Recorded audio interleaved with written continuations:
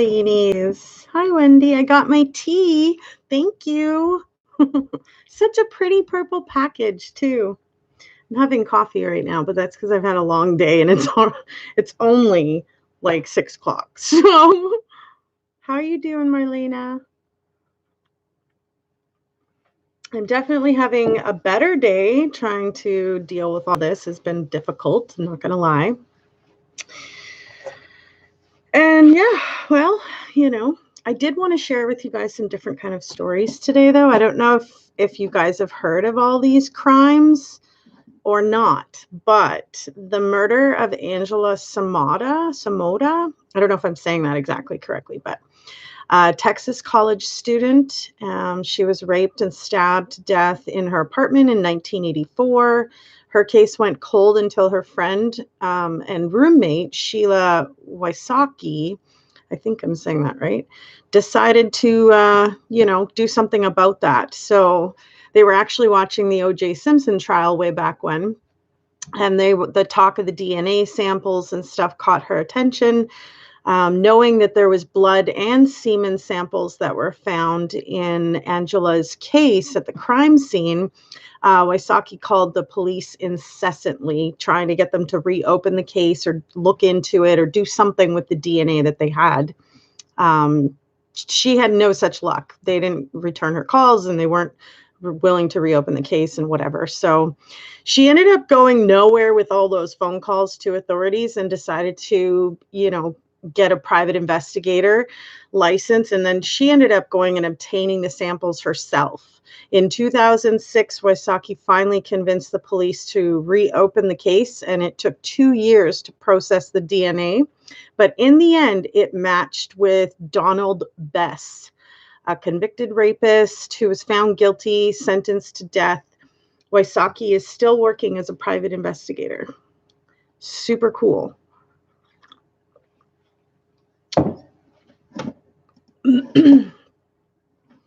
Hi, Billy. Hi, Francis. Salut, Yvette, ma belle. I love that you guys are sweet to each other, too. It's so sweet. It's so endearing, It's like, aw, everybody cares. I love it.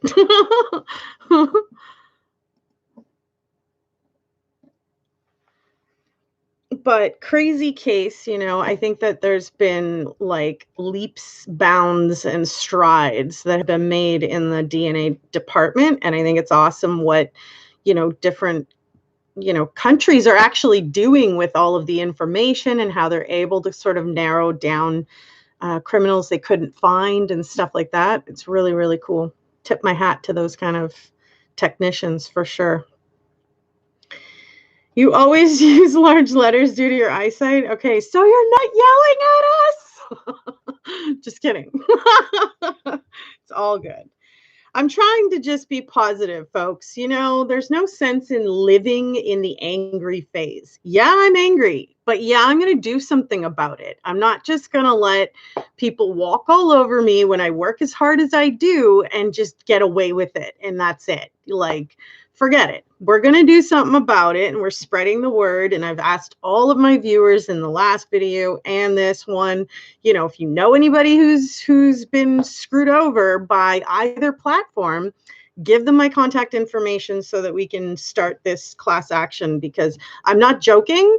I don't deserve to be taken advantage of in that way. And they should, shame on them. You know what I mean? Straight up, shame on them. So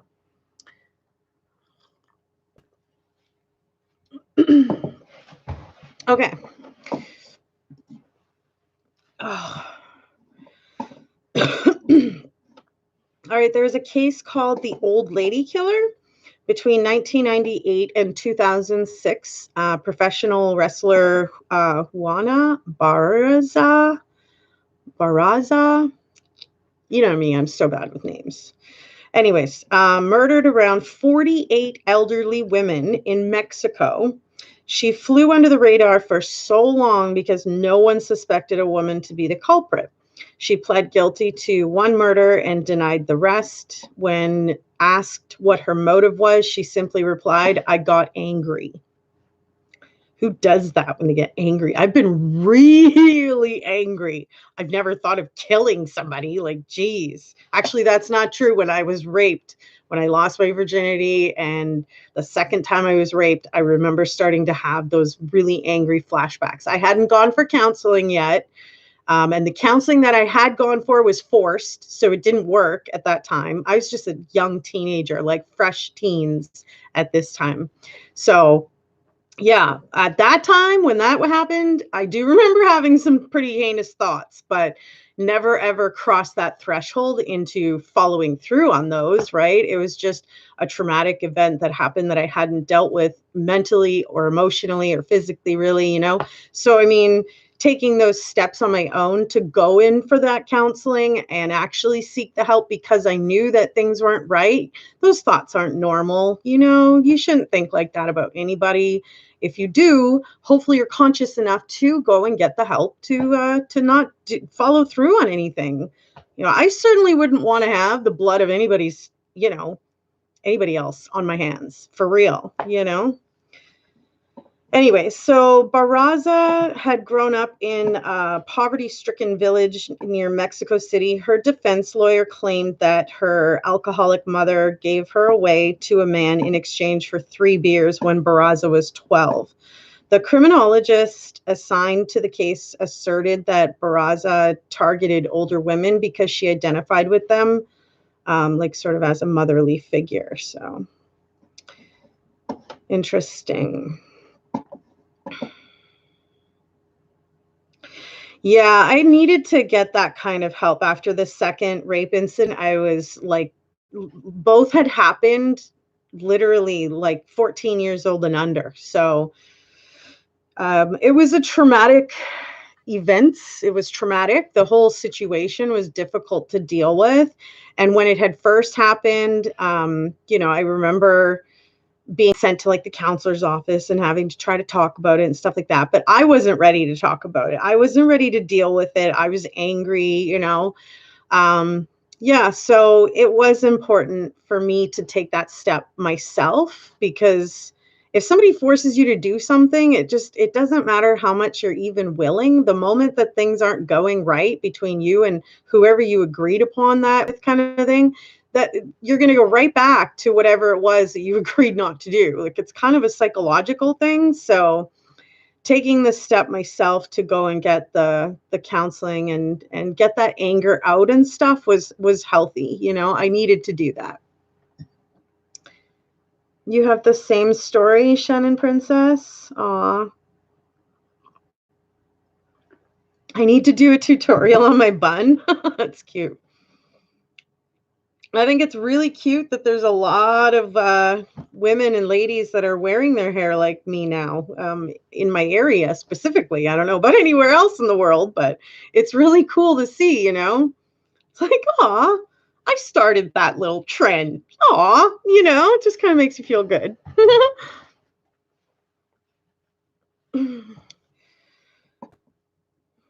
It's nice and full and perfect.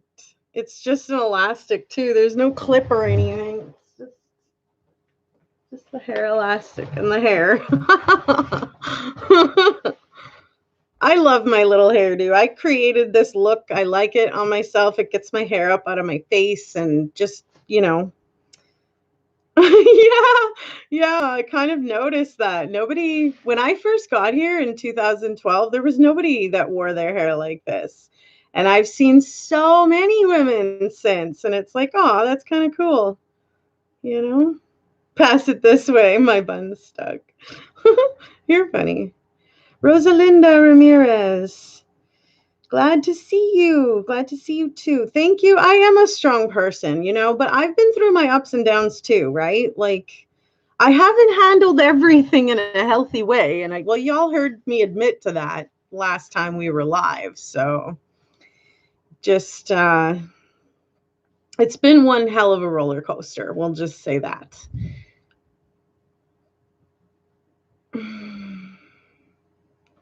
It's everywhere? No way. Really? That's super cool. Aw. Yeah, that just warms my heart because I never would have expected me to be that kind of person. And I don't like, I'm not it doesn't go to my head like, or I get it expands and I just can't fit through doors because I think so highly of myself. It's not like that. You know what I mean? It's just a warms my heart feeling like, ah, you know. Yeah, I sure do put up a good fight. Yep. Billy, you're so funny with your silly faces. So let's look into what else this other crime. So the man who almost got away with murdering his family, John List, killed 3 kids, his 3 children, his wife, and his mother in 1971 inside their New Jersey mansion. The family was a bit reclusive, and, John List had skipped town following his crimes, so the bodies, weren't discovered until a month later. John List disappeared for 18 years and remarried, but was finally captured. And with the help of the episode America's Most Wanted, that seriously was my favorite show. I wish it would have never went off air. I don't understand why it did when, the chaos in the world and the crime and stuff is just becoming more and more profound. Why aren't we continuing with that show? Like, we need it, to spread some awareness. But anyway, he claimed that he killed his family because they were under crushing debt from the house and medical expenses. A psychiatrist who testified in the trial said that John List saw only 2 choices: go on welfare or send his family to heaven. It was later discovered that the very house that burned, John List had a skylight that was rumored to be an original from Tiffany Worth, more than enough to make up for any financial strains. It's unclear if John List knew of his near priceless treasure. He died serving 5 consecutive life sentences without parole in 2008. Looks like a pretty normal cat, too. Just saying.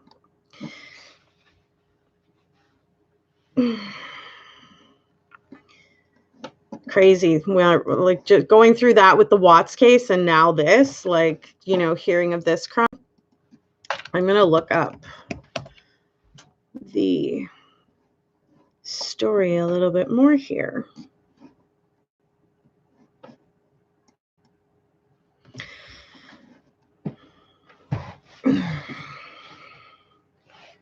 So September 17th, 1925 to March 21st, 2008 was an American mass murderer, longtime fugitive. On November 9th, 1997, or 1971, he killed his wife and mother and 3 children at their home. Then he disappeared, remarried.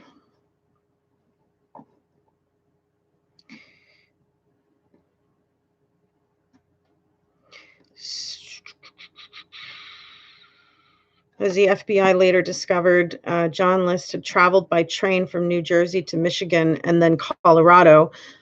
He settled in Denver in early 72 and took an accounting job as Robert Peter Bob Clark, the name of one of his college classmates, although the real Bob Clark later asserted that he had never known John List.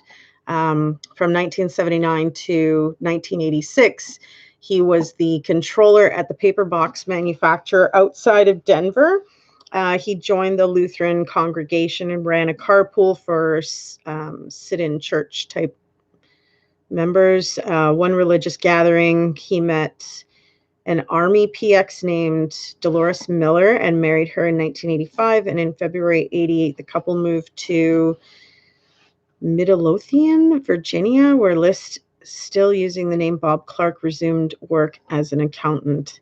I would imagine that it was cases like this where you were falsely, identifying yourself as the reason that proper proof of your, who you are and stuff is crucial to prove before they just, mark you in as an employee or whatever. Right? Yeah, you're funny. I saw your nickname with the Watts there. Hi, Tanya. How you doing, girl? Yeah.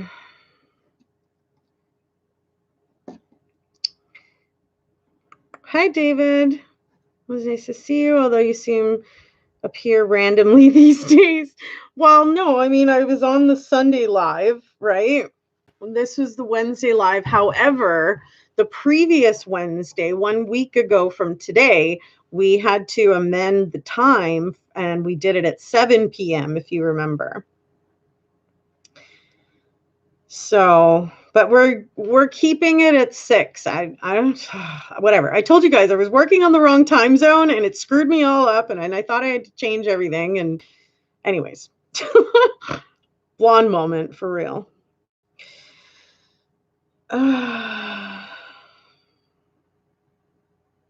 You remember that case, Tanya? The John List? That's crazy. Like, kill his entire family, his mom, his kids, all 3 of his kids, his wife, and then go on living life as normal and, remarry and settle down again. Like, wow.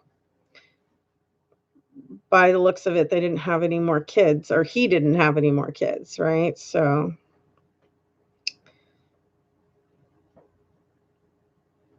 but very, very interesting. In 2008, John Walsh, the host of America's Most Wanted, donated the age-progressed bust by Frank Bender that played the pivotal role in John List's apprehension to the forensic science exhibit at the National Museum of Crime and Punishment in Washington, D.C. The museum collection can now be viewed at Alcatraz East Crime Museum in Pigeon Forge, Tennessee. What is this crazy story? So, have you guys ever heard of the Florida lotto murder of Abraham Shakespeare? In 2006, Abraham Shakespeare bought a lotto ticket in Florida and won 30 million jackpot. At first, he was very generous with his friends and family, but soon started to feel like he was being used. A woman named Dee Dee Moore offered to help him manage his money. She wound up swindling him into giving her control of all of his assets. I remember seeing Netflix show that was done on this. After a few weeks of not hearing from Shakespeare, his family grew concerned and attempted to reach him. Moore forged a letter to his family reassuring them that he was okay. The problem was Moore didn't know that Shakespeare was illiterate. The police were notified and they found Shakespeare's body buried on Moore's property. Crazy. Did you guys ever hear about that one? Yeah, right, Tanya? I remember that one too.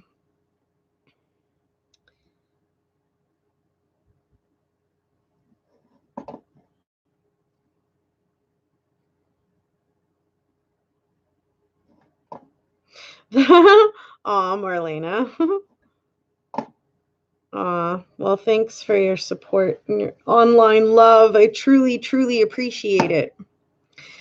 My lighting is really crappy today, but I didn't want to plug in the stuff in front of me. I've had a really, really long day and it's been, yeah. So I was like, no, forget it. We're not going to do the lighting, but I can tell that we should have because it's dark.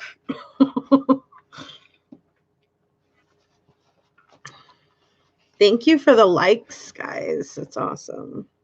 You never heard of it? I wish I could remember what the let me see if I can search it.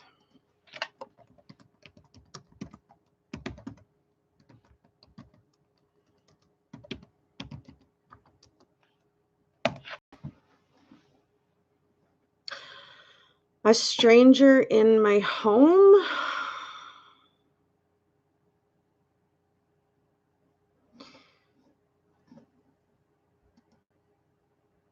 It was a TV episode.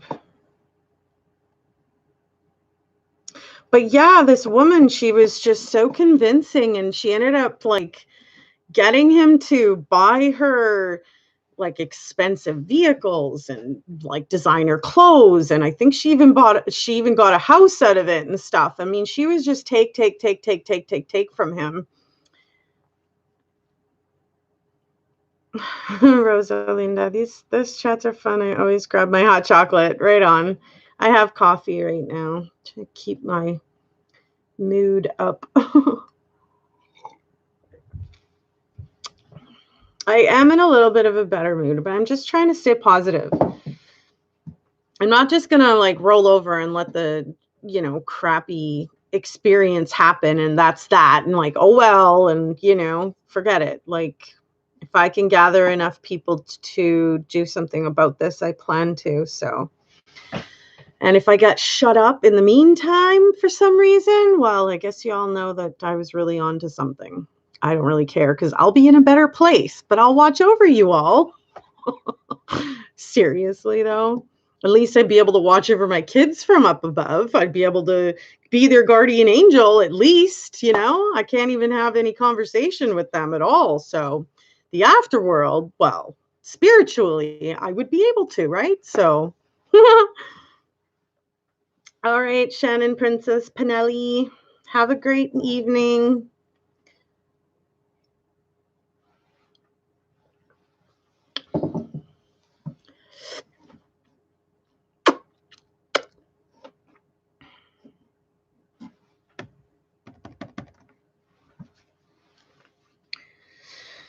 Oh, probably not going to stay on too long tonight, folks, just because it has been a really long day and my brain is just full.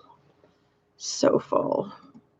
But if you ever get a chance to check out that A Stranger in My Home, Death by Lottery, check it out. It is good. Unbelievable, right? It's like as if there's people like this in the world, but there's the title.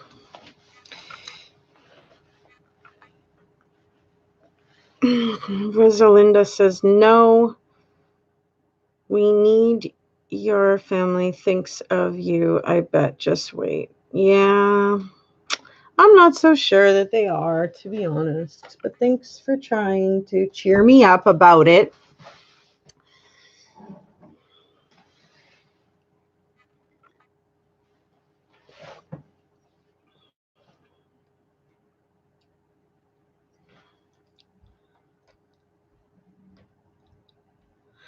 I'm going to close my blinds here. Hang on.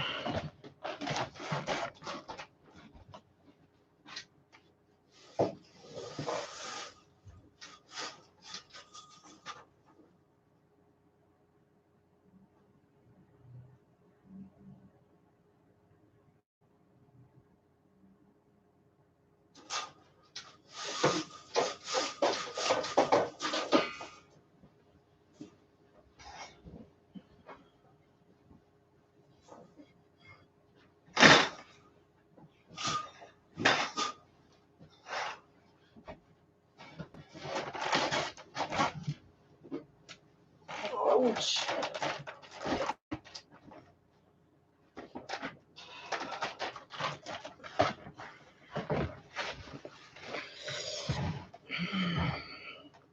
Aw, thanks, Billy. You're so sweet. Oh, seriously. I like you all more than some of my own family. You're funny, Marlena. Sherry, what you went through, was that the reason you went to a dark place?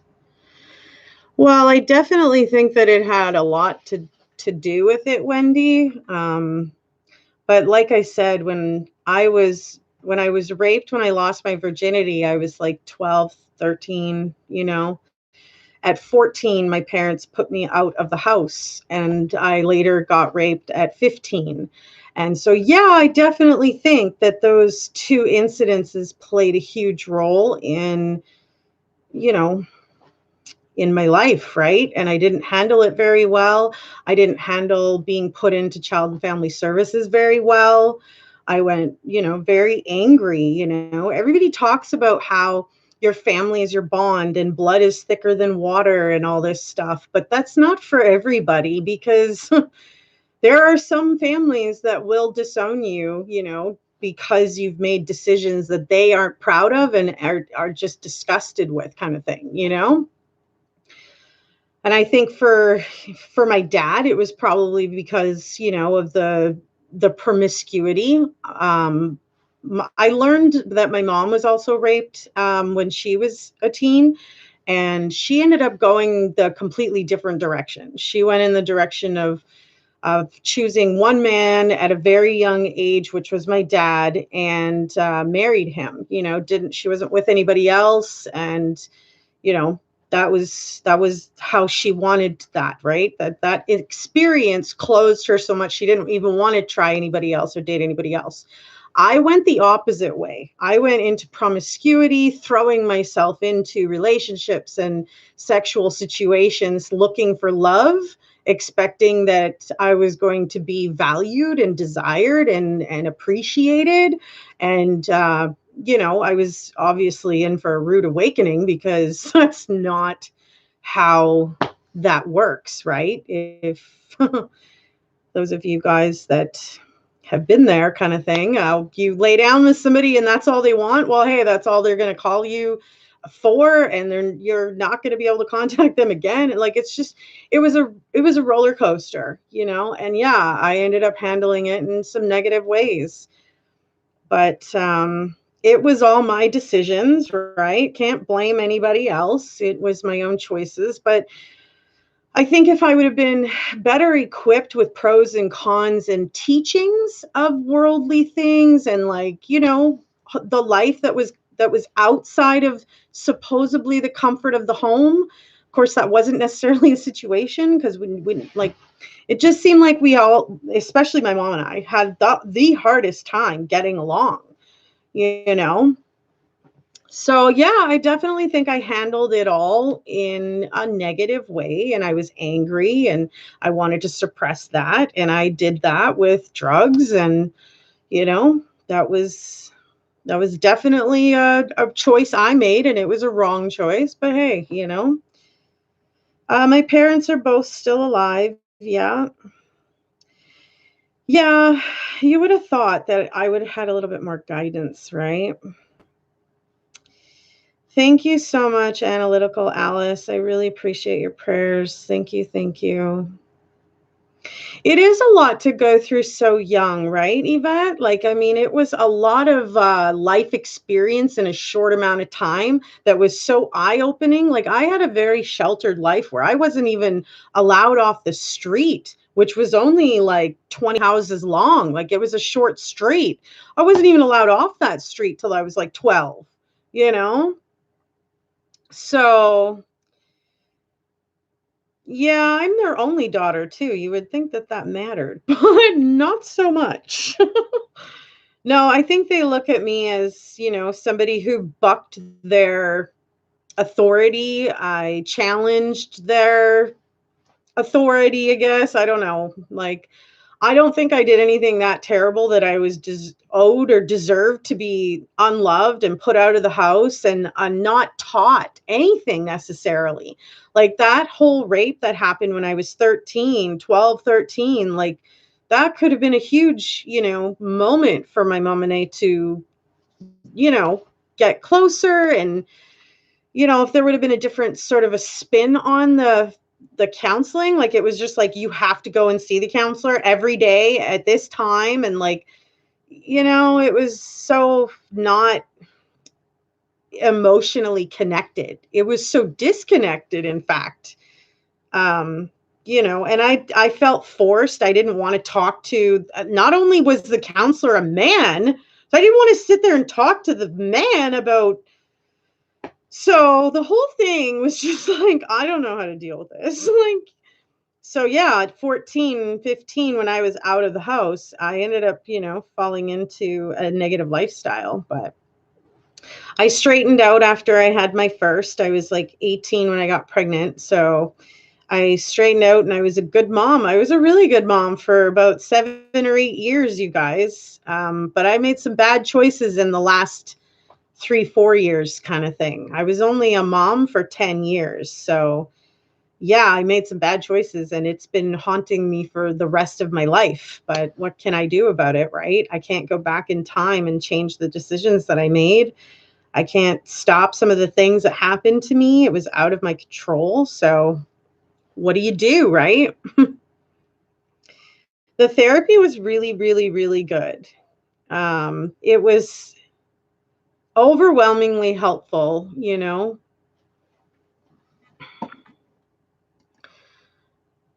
Yeah, life's always kind of been a little bit difficult, but I don't know if that's because I am an emotional being or what, but it's been full of trials and tribulations left and right kind of thing. But yeah, Wendy, I definitely think there was a lot to do with the experience at a young age that affected me later on, you know?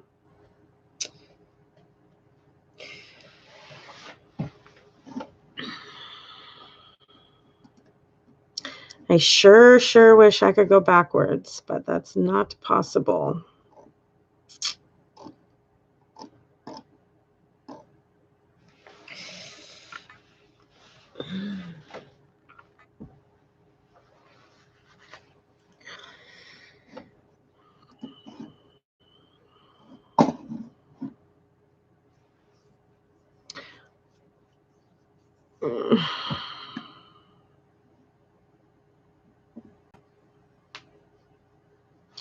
I bought that beautiful mirror at a thrift store for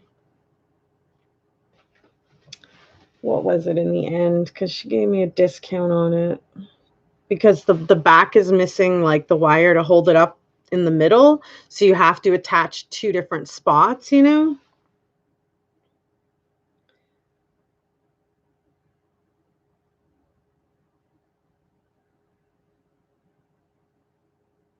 So it cost me $9 in the end. So I just ordered a stud finder so I can figure out where exactly I can put the mirror. Hey, Nasty Nate, how are you? But yeah, gorgeous mirror. I thought I could use to kind of expand this way, you know? But how pretty is that, right? Pretty, right? So it's just kind of sitting until I can get it figured out as to where the studs are.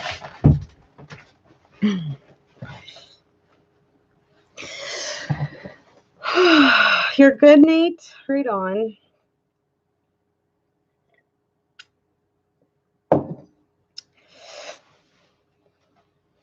But yeah, I'd like to put it on this wall in place of probably that picture. But we'll see if I can't find any. I don't know. We'll see. I don't know how the house was divided and if that wall was always there or built when the house was built or was it added afterwards? Like I don't know. Because I know the other side is as an added piece to the house. So okay, Billy, you have a good night. Sweet dreams. Yeah, it was a really good price. Like it was $12.99, but like I said, the back was missing the piece to connect to hang it onto the wall, right? So you literally have to hang it from two different spots. So I brought it up at the cashier there, and I said like it would be really good to get a discount on this if I could. I know it's personal, but I was abused from 5 to 16 years old by your own dad. Oh, Wendy, I'm so sorry to hear that. I know that there was some sexual abuse that happened to me too, but I never ever did get to figure out who it was. I think I know who it was, but thinking and actually knowing are two different things. And my flashbacks only show from the waist down. I couldn't see the waist up and who it really was, because I was that young. I was so young, I could not fit it together. But yeah, that's a hard thing to go through too.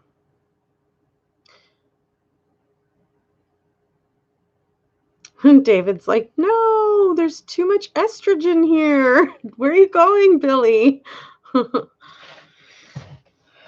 Your phone is almost dead, so I gotta head out. Yeah, we're not gonna be staying on too long because it's been a long day for me, and I gotta work first thing in the morning again. So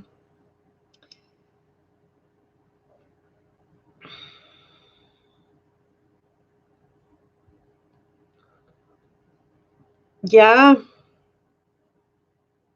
that would be cool, Rosalinda Ramirez. Thank you for the hearts and prayers, Marlena. Right back at you, girl.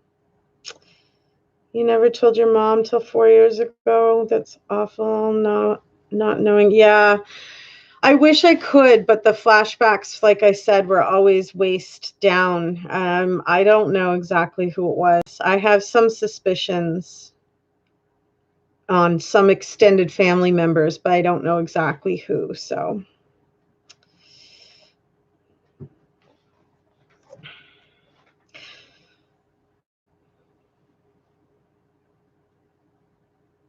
at least we can be there for each other now, Wendy.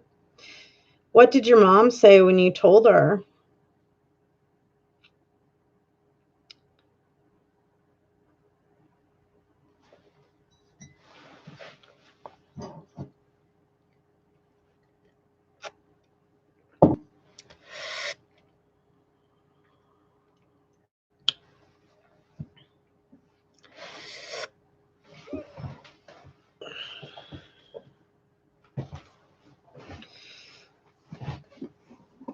All right, folks. Well, I don't want to get into too much personal convo.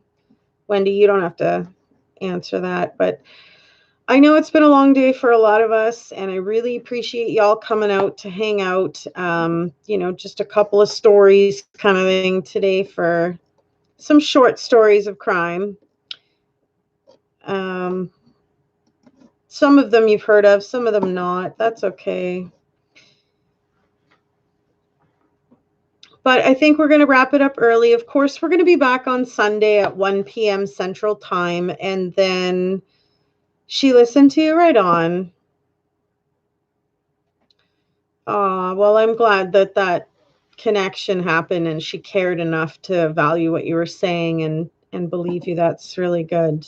So, but yeah, like I said, we'll be back on Sunday for our regular 1 p.m. Central Time live. And if you all enjoyed spending a little bit of time here, please give it a like. I appreciate the support. And yeah, we'll see you again soon for another true story with me, Sherry Weens. If you want to be notified of any of my posts, you're going to have to click that notification bell, select the all option, and make sure you turn on your notifications because there is an extra step in your Google account to make sure that you're getting notified for, all your YouTube lovies. I sincerely appreciate spending some time here, folks, with me.